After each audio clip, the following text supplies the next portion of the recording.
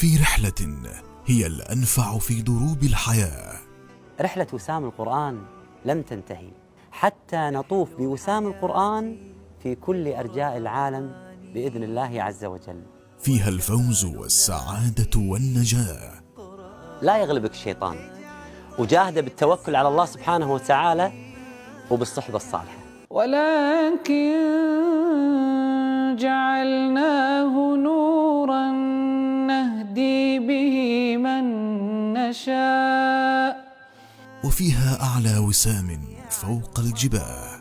أيا كان تخصصك، المهم تكون مسلم طموح تريد أن ترقى في الجنة بآيات القرآن.